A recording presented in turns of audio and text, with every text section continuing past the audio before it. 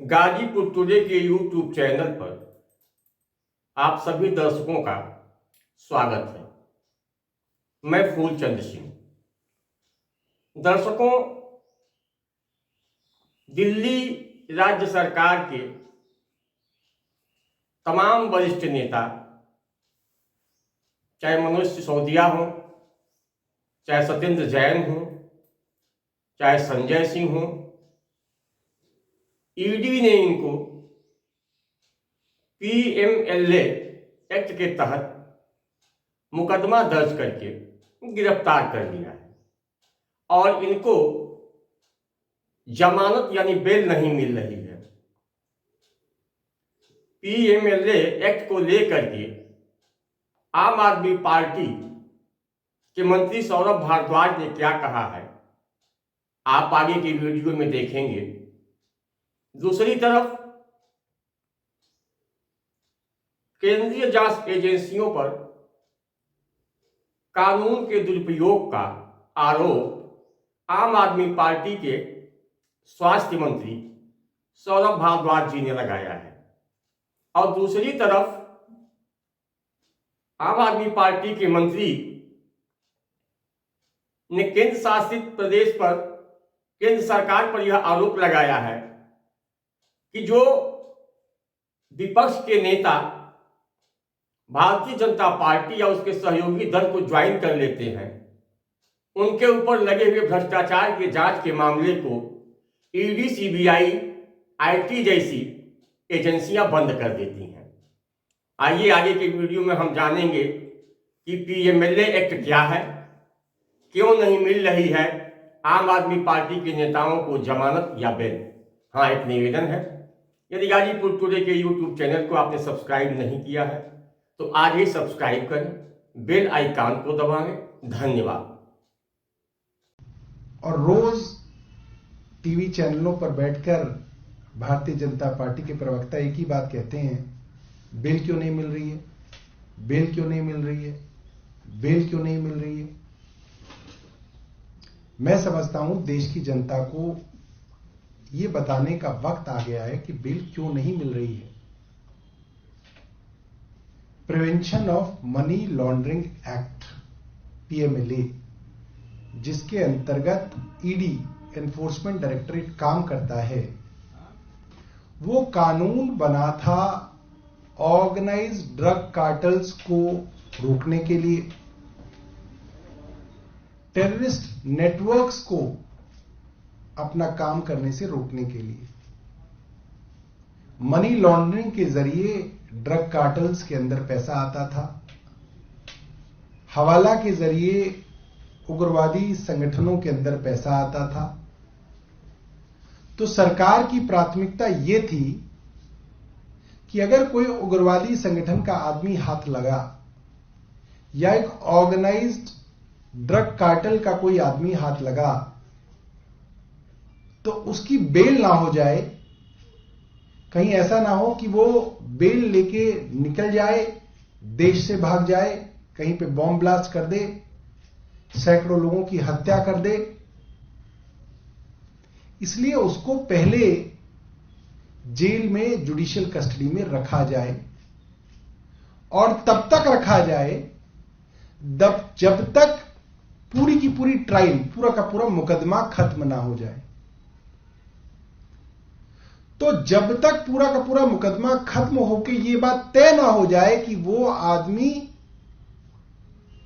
Guilty है या नहीं, उस आदमी के ऊपर यह साबित हो जाए कि उसने ये गुनाह किया था या नहीं किया था, या तो वो बेगुनाह साबित हो जाए या वो गुनाहगार साबित हो जाए, तब तक उसको जेल में रखा जाए।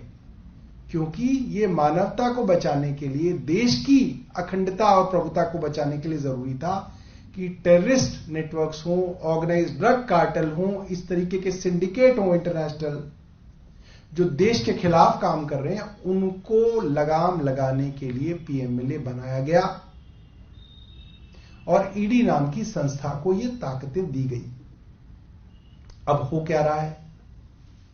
अब हो ये रहा है कि कोई भी मुकदमा देश में कहीं भी दर्ज हो रहा है, उस मुकदमे को प्रेडिकेट ऑफेंस बनाकर उसके ऊपर पीएमएलए अपना एक मुकदमा दर्ज कर रही है, और प्रेडिकेट ऑफेंस के अंदर हो नहीं रहा और पीएमएलए आगे आगे दौड़ रही है, ईडी आगे आगे दौड़ रही है, छापेमारी कर रही है, कहीं तो कुछ मिल जाएगा, हम इसके ऊपर मुकदमा बना देंगे। मगर समस्या यह हो रही है कि ईडी को इसके बावजूद भी कहीं पे कोई सबूत नहीं मिल रहा है, कोई बैंक की ट्रांजैक्शन नहीं मिल रही है, कहीं पे कैश की रिकवरी नहीं हो रही है। तो अब क्या शुरू किया, 10 लोगों को धर लो, उनको जेल में बंद कर दो, महीनों तक जेल में सड़ाओ, फिर कुछ से कहो कि अब तुम बाकियों के खिलाफ गवाही दे दो तो तुमको अप्रूवर बना लेंगे। कौन नहीं करेगा ये काम, हर आदमी दबाव के अंदर टूटेगा। तो जो आदमी 10 बार गवाही दे चुका, उससे 11वीं बार गवाही दूसरी दिलवाई जा रही है कि अब ये गवाही ये दे दो। जिस आदमी ने 10 गवाही एक्स दी, उसकी 11वीं गवाही वाई कैसे मान ली जाएगी? अब ये खेल चल रहा है हर जगह, अप्रूवर बनाकर उनसे स्टेटमेंट्स लेके उसके बिना पर लोगों को जेल में रखा जा रहा है। और ये हर एक बड़े अपोजिशन पार्टी के नेता के खिलाफ ये षड्यंत्र चल रहा है। पूरे देश में ये षड्यंत्र देखा जा रहा है।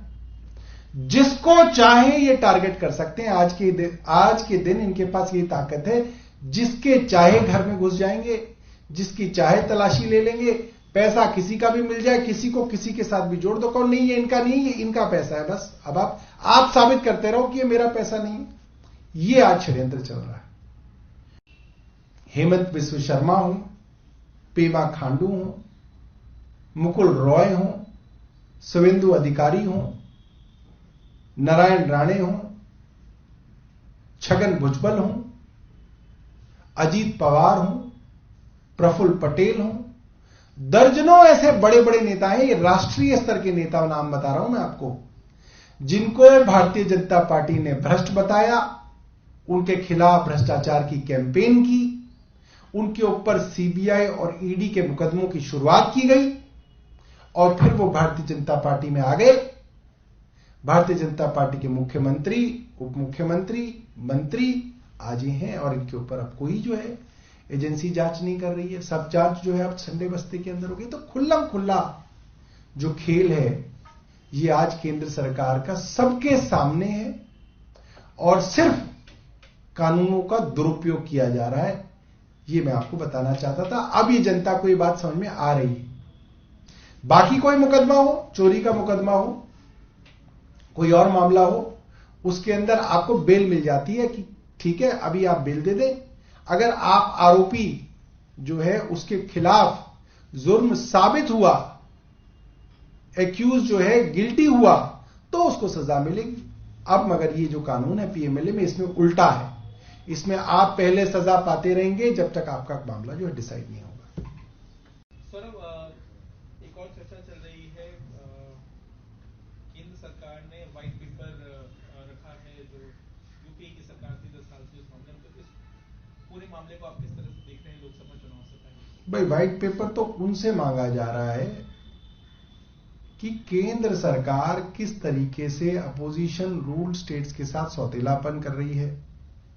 उनको उनका फंड नहीं दिया जा रहा, उनके हजारों करोड़ रुपए को रोका गया हुआ है, उनके लोन लेने के काम को भी रोका हुआ है। सारी अपोजिशन पार्टी केंद्र से व्हाइट पेपर मांग रही है कि आप व्हाइट पेपर लाइए और दिखाइए कि आप